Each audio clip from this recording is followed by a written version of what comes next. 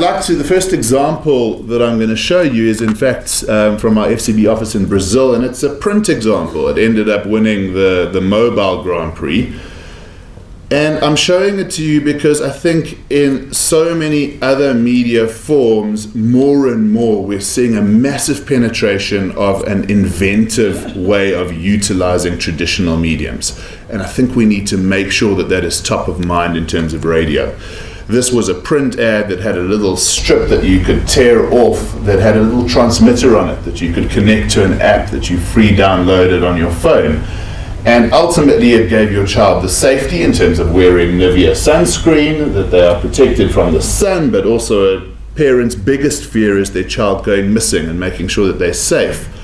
So you could ultimately track your child, set the radius that you'd permit them to run, and your phone would start going crazy if the kid ran out of the area. And I think, if a print ad can push into a space that is so dramatically different from the way that we're used to consuming it, yet so relevant to the intrinsics of the product, this is the kind of space that we need to be pushing into. This is a local example that we did for Coca-Cola.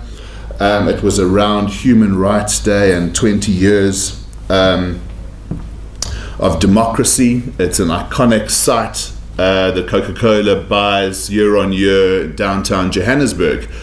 And as a way of celebrating the Rainbow Nation and doing a tactical campaign, we didn't just wish people happy 20 years of the Rainbow Nation. We actually created the rainbow above the building. And if a building can create a rainbow, if something as static as a billboard in terms of communication can shift into a space where we're engaging with it in a completely different medium, that ultimately ended up getting massive publicity. It went viral on YouTube and 1 million sites around the world and in South Africa, and got onto most radio stations.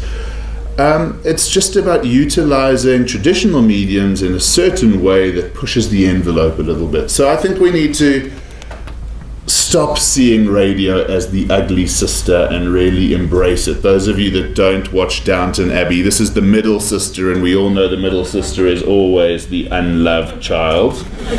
We need to stop seeing radio as the unloved child.